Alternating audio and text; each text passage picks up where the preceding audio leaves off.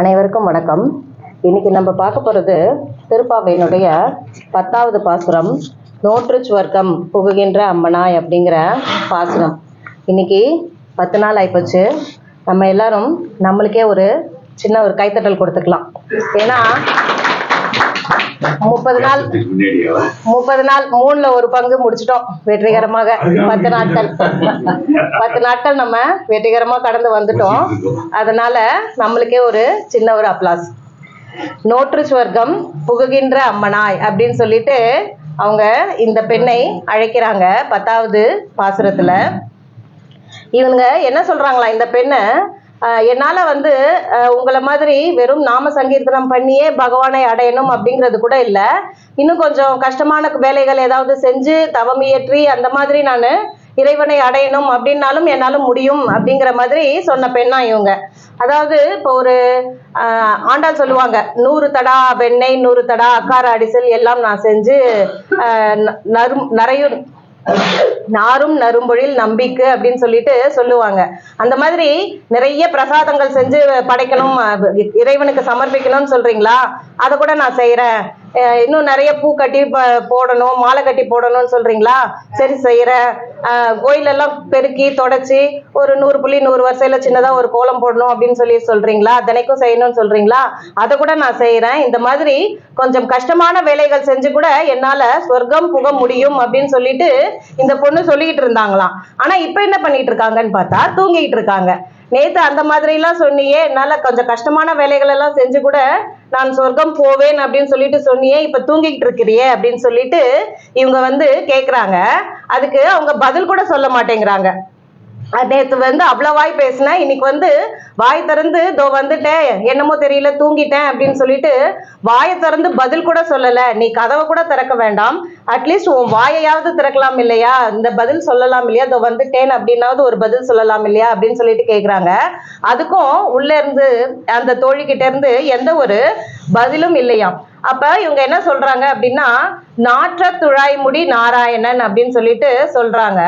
துளசியை தன் தலையில் தாங்கிய அந்த நாராயணனை பற்றி நாங்க பாட வந்திருக்கோமே அப்படின்னு சொல்லிட்டு அவங்க சொல்றாங்களாம். இந்த நாராயணன் அப்படின்றவர் யாரு அப்படின்னா, எல்லாவற்றிலும் நீக்கமர நிறைந்திருப்பவர் தான் இந்த நாராயணன்.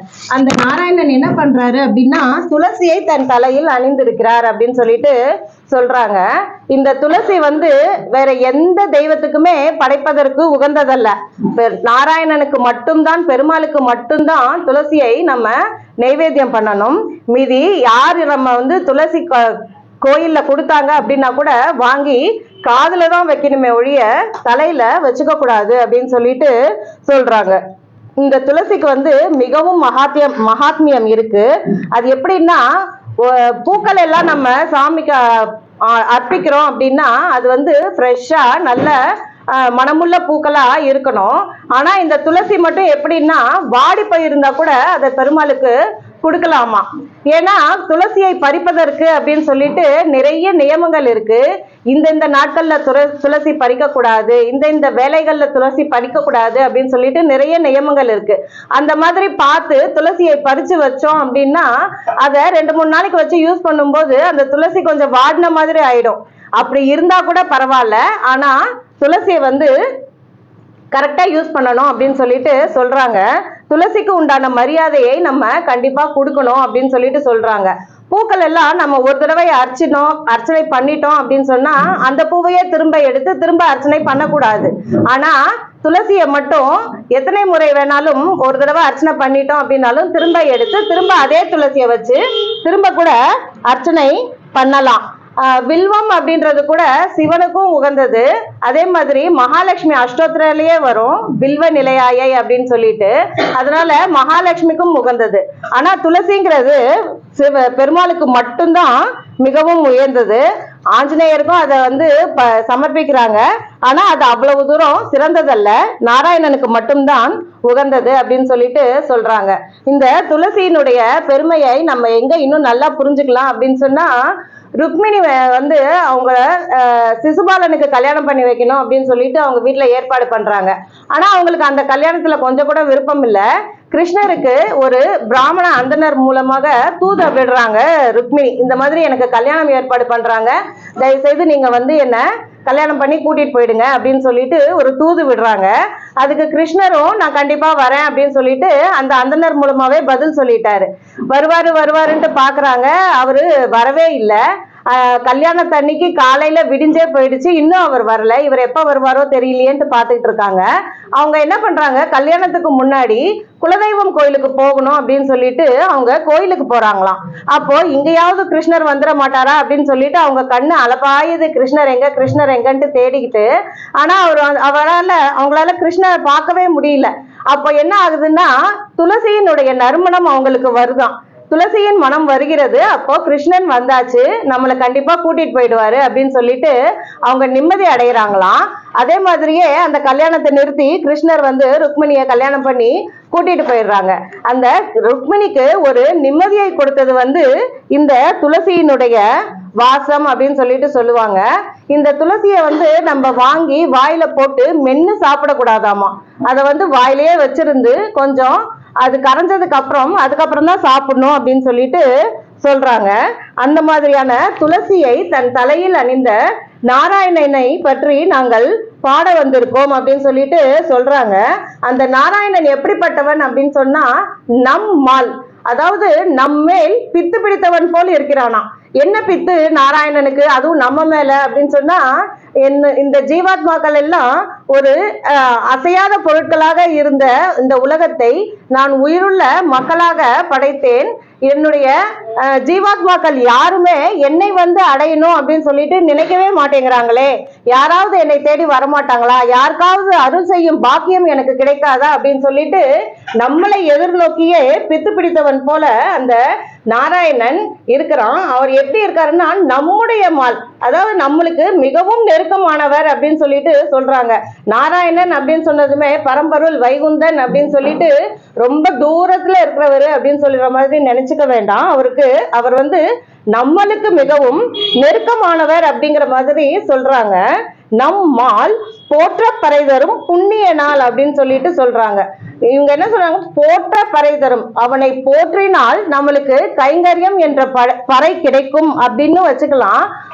அவரை போற்றுவதே ஒரு கைங்கரியம் அப்படின்னு சொல்லிட்டோம் இங்க அர்த்தம் வச்சுக்கலாம். அவரை போற்றுவதாகிய கைங்கரியத்தை நம்மளுக்கு அளிக்கக்கூடிய யார் அவர்னா புண்ணியன் அப்படின்னு சொல்லிட்டு சொல்றாங்க. நம்மளுடைய புண்ணியங்கள் அப்படின்லாம் கணக்கு வச்சோம் அப்படின்னா மிகவும் சொற்பமான புண்ணியங்களை செஞ்சவங்க தான் நம்ம. அந்த சொற்பமான புண்ணியத்துக்கே நம்மளுக்கு எவ்வளவு பெரிய அருள் கொடுத்துருக்கான் அப்படின்னா, ஒரு நல்ல உடம்பை ஒண்ணு கொடுத்துருக்கான். எந்த ஒரு கஷ்டமும் இல்லாத கூன் குருடு செவிடு பேடு நீங்கிய உடம்பு ஒண்ணு கொடுத்துருக்கான். அந்த உடம்பை வச்சுட்டு நம்ம இவ்வளவு தூரம் இந்த மார்கழி மாசம் காலையில எந்திரிச்சு கோயிலுக்கு வரணும் அப்படிங்கிற ஒரு நல்ல அறிவை கொடுத்துருக்கான். இந்த சத்சங்கத்துல கலந்துக்கணும் அப்படிங்கிற ஒரு நல்ல பாதையையும் காட்டியிருக்கான். இந்த மாதிரி ஒரு புண்ணியத்தை, இத்தினோண்டு புண்ணியத்துக்கே அவன் இவ்வளவு தூரம் செஞ்சிருக்கான் அப்படின்னா அவன் எப்படிப்பட்டவன்னா அவனே புண்ணியன் அப்படின்னு சொல்லிட்டு சொல்றாங்க. அவனை பார்த்தாலே புண்ணியம், அவனை பற்றி பேசினாலே புண்ணியம், அவனை நினைத்தாலே புண்ணியம் அப்படிங்கிற மாதிரி அவன் மிகச்சிறந்த புண்ணியன் அப்படின்னு சொல்லிட்டு அவனை உருவகப்படுத்துறாங்க. அந்த புண்ணியன் என்ன பண்ணாராம் அப்படின்னா, பண்டொரு நாள் அப்படின்னா முந்தைய காலத்தில் திரேதா யுகத்தில் அப்படின்னு சொல்லிட்டு வச்சுக்கலாம். திரேதா யுகத்துல என்ன பண்ணாரு அப்படின்னா, கூற்றத்தின் வாழ்வீழ்ந்த கும்பகர்ணனும் அப்படின்னு சொல்லிட்டு சொல்றாங்க.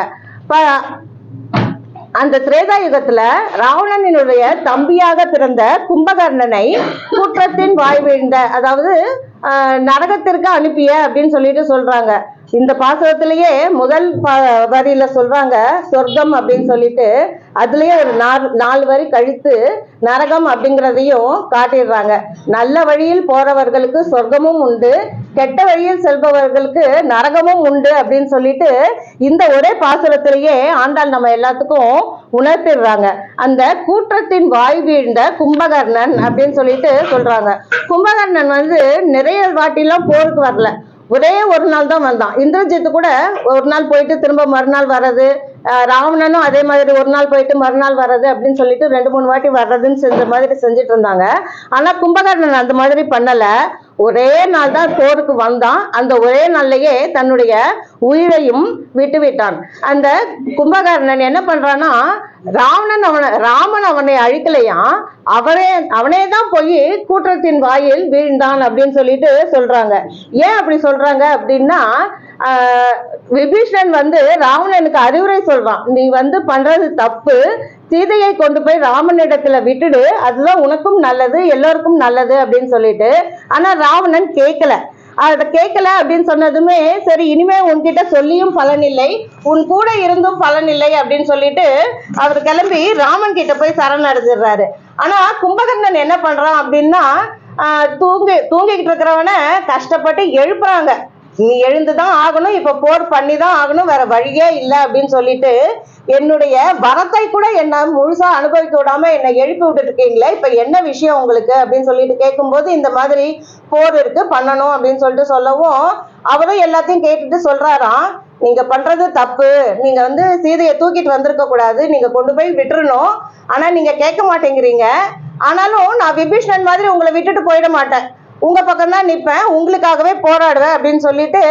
ஆனா நான் வெற்றி அடைவேன் மட்டும் நீங்க நினைக்காதீங்க, நான் என்னதான் என்னுடைய முழு பராக்கிரமத்தை காட்டி போர் புரிந்தாலும் நான் தோல்விதான் அடைவேன். ஏன் அப்படின்னா, நியாயம் அப்படிங்கிறது ராமனின் பக்கத்தில் இருக்கிறது, நம்ம வந்து அநியாயமா போர் பண்றோம் அப்படிங்கும்போது அதனுடைய பலன் என்னங்கிறது இப்பவே நான் சொல்லிடுறேன், அதுக்காக நான் சண்டை போடாம இருப்பேன்லாம் நினைச்சுக்காதீங்க, நான் உங்களுக்காக சண்டை போடுறேன்னு சொல்லிட்டு எல்லாத்தையும் தெரிந்து தானே போய் விழுந்தானா கூற்றத்தின் வாயில. அதனால கூற்றத்தின் வாய் வீழ்ந்த கும்பகர்ணன் அப்படின்னு சொல்லிட்டு சொல்றாங்க. பகவத்கீதையில ஒரு ஃபேமஸான ஸ்லோகம், எல்லாருக்கும் தெரிஞ்ச ஸ்லோகம் தான், பரித்ராணாய சாதுனாம் விநாசாய ச துஷ்கிருதாம் அப்படின்னு சொல்லிட்டு வரும். பகவான் எதுக்கு ஒவ்வொரு யுகத்திலையும் அவதாரம் பண்றாரு அப்படின்னா, நல்லவர்களை சாதுக்களை ரட்சிப்பதற்காக, தீயவர்களை அழிப்பதற்காக அப்படின்னு சொல்லிட்டு நம்ம சமமான பொருள் எடுத்துதான் சொல்லுவோம். ஆனா அது அப்படி கிடையாதான். ராமானுஜரே சொல்றாரு, பரித்ராணாய சாதுனாம் மட்டும்தான் ராமரோ கிருஷ்ணரோ இந்த உலகத்துல அவதாரம் பண்ணது வந்து நல்லவர்களை சாதுக்களை ரட்சிப்பதற்காக மட்டுமே தான் அப்படின்னு சொல்லிட்டு சொல்றாங்க. ஏன் அப்படின்னா, இப்போ ஒரு சபரிக்கிட்ட இருந்து ஒரு பழத்தை வாங்கி ருசிக்கணும் அப்படின்னு சொன்னா ராமர் இறங்கி வந்தாதான் அதை செய்ய முடியும். ஒரு கோபிகைகளோட ஓடி விளையாடணும், வெண்ணெய் திருடணும், லீலைகள் செய்யணும் அப்படின்னு சொன்னா கிருஷ்ணர் இறங்கி வந்தாதான் முடியும். அதே திரௌபதிக்கு சேலை வழங்கியது போல கிருஷ்ணர் எங்கேயோ இருந்தாரு, திரௌபதி எங்கேயோ இருந்தாங்க. ஆனா அவங்களுக்கு ஒரு கஷ்டம் அப்படின்னதும் இங்க இருந்துகிட்டே அவர் வந்து சேலை வழங்கிட்டாரு. அதே மாதிரி இந்த ராட்சசர்கள் எல்லாம் அழிக்கணும் அப்படின்னு அவர் நினைச்சாருன்னா வைகுண்டத்தில் இருந்தபடிக்கே அவரை அழிச்சிடலாம். ஆனா அவர் அந்த மாதிரி செய்யல. இங்க வரும்போது நான் வந்து பக்தர்களுக்கு லீலை செய்யணுங்கிறதுக்காக வந்தேன், அப்படியே சரி போனா போது இருக்கிற ராட்சசர்களை அழித்து விட்டு போகிறேன் அப்படிங்கிற மாதிரி தான் அவர் வந்து கெட்டவர்களை அழித்தாரே ஒழிய கெட்டவர்களை அழிப்பதற்காகவே அவர் பிறந்தார் அப்படின்னு சொல்லிட்டு நம்ம நினைக்க கூடாதாம். சாதுக்களை ரட்சிப்பதற்காக மட்டுமே தான் பகவான் அவதாரம் செய்கிறார் அப்படின்னு சொல்லிட்டு தான் நம்ம எடுத்துக்கணும் அப்படின்னு சொல்லிட்டு சொல்றாங்க. அந்த கும்பகர்ணன் என்ன பண்றான் அப்படின்னா, தோற்றும் உனக்கே பெருந்துயில் தான் தந்தானோ அப்படின்னு சொல்லிட்டு சொல்றாங்க. இப்போ ஒரு போட்டி ஏதாவது ஒண்ணு வச்சுக்கிட்டோம் அப்படின்னு சொல்லிட்டு சொன்னா, அந்த போட்டியில தோத்தவர்கள் வந்து ஜெயித்தவர்கள் கிட்ட, இனிமே நான் வந்து இந்த போட்டியில கலந்துக்க மாட்டேன், இந்த மாதிரி போட்டிக்கு நான் போவே மாட்டேன் அப்படின்னு சொல்லிட்டு தான் சொல்லுவாங்க. அந்த காலத்துல எல்லாம் என்ன பண்ணுவாங்க அப்படின்னா, ராஜாக்கள் ஒருத்தரோட ஒருத்தர் சண்டை போடுவாங்க, போர் புரிவாங்க. ஆனா இந்த கலைஞர்கள் எல்லாம் என்ன பண்ணுவாங்கன்னா, ஒவ்வொரு நாட்டிலயா போய் நான் நல்லா பாட தெரிஞ்சவன், எனக்கு சமமா யாராவது பாடுறவங்க இந்த நாட்டுல உண்டா, நான் நல்லா குஸ்தி போட தெரிஞ்சவன், எனக்கு இணையான மல்யுத்த வீரர்கள் இந்த நாட்டுல உண்டா அப்படின்னு சொல்லிட்டுலாம் சண்டை போடுவாங்க செய்வாங்க. அப்ப என்ன பண்ணுவாங்கன்னா, அந்த நாட்டுல இருக்கிற ஒரு வீரன் அவர்கிட்ட தோத்துட்டாங்க அப்படின்னா அவர் வந்து இவர் கூட வந்துடணும். அவர் போய் தனியா இனிமேல யார் கூடயும் சண்டை போட்டு நான் தான் பெரிய வீரன் அப்படின்னு சொல்லிட்டு காட்டக்கூடாது, நான் தான் பெரிய பாடகன் அப்படின்ட்டு காட்டக்கூடாது அப்படிங்கிற மாதிரி எல்லாம் வச்சிருந்தாங்க. அந்த மாதிரி இந்த கும்பகர்ணனானவன் உன் கூட போட்டி போட்டு தோத்து போய் அவனுடைய அந்த தூக்கத்தையும் சேர்த்து உனக்கே கொடுத்துட்டானா, இப்படி பதில் கூட சொல்லாம வாய் பேசாம தூங்கிட்டு இருக்கிறியே அப்படின்னு சொல்லிட்டு சொல்றாங்க. அதுக்கப்புறம் என்ன கூப்பிடுறாங்கன்னா அருங்கலமே அப்படின்னு சொல்லிட்டு சொல்றாங்க. என்னன்னா நீதான் வந்து மிகவும் சிறந்த அணிகலன் போன்றவள் அப்படின்னு சொல்லிட்டு சொல்றாங்க. நீ வந்து கண்ணனுக்கு மிகவும் அந்தரங்கமான தோழி அப்படிங்கிறது எங்களுக்கு தெரியும். அதனால நீ ஒரு அணிகலன் போன்றவள். இங்க நாங்க 4,99,995 பேர் வந்திருந்தா 4 பேர் வந்திருந்தா கூட எங்க எல்லாத்துக்குமே நீ சிறந்த பதக்கம் போன்றவள். நீ வந்து எங்களோட சேர்ந்தினாதான் எங்களுடைய கோஷ்டிக்கே ஒரு பெருமை கிடைக்கும் அப்படின்னு சொல்லிட்டு அவங்கள கூப்பிடுறாங்க. தேற்றமாய் வந்து திரவேலோ அப்படின்னு சொல்லிட்டு சொல்றாங்க. தேற்றமாய் வந்துன்னா நம்ம வந்து சோம்பேறித்தனமா படுத்து தூங்கக்கூடாது. கிருஷ்ணனை போய் எல்லா கோபிகைகளோடையும் சேர்ந்து அனுபவிக்கணும் அப்படிங்கிற ஒரு எண்ணத்தை மனதில் தேற்றிக்கொண்டு நீ எழுந்து வந்து எங்களுக்கு கதவை திறக்க வேண்டும் அப்படின்னு சொல்லிட்டு ஆண்டாள் வந்து அந்த பெண்கிட்ட கேக்குறாங்க. அவங்களும் அதை ஏத்துக்கிட்டு எந்திரிச்சு வந்து கதவை திறந்து இந்த கோஷ்டியோட சேர்ந்துக்கிறாங்க அப்படின்ட்டு இந்த 10வது பாசுரத்துல ஆண்டாள் நம்மளுக்கு விளக்கி இருக்காங்க. இதுல அவங்க என்ன சொல்றாங்கன்னா, நம்ம தனியா எதுவும் கஷ்டப்பட்டு பிரயத்தனப்பட்டு செய்ய வேண்டாம். ஒரு சத்சங்கத்துல சேர்ந்து ஒரு நாம சங்கீர்த்தனம் செய்தாலே போதும் அப்படிங்கறதான் அவங்க இந்த பாசுரத்துல விளக்கி இருக்காங்க. நாமளும் அந்த மாதிரி இந்த சத்சங்கத்தை விடாமல் தொடர்ச்சியாக 30 நாட்களும் செய்து அதற்கு மேலும் வருடம் முழுவதும் செய்து நன்மைகள் பலவும் பெற வேண்டும் என்று கேட்டுக்கொள்கிறேன். ஆண்டாள் திருவடிகளே சரணம்.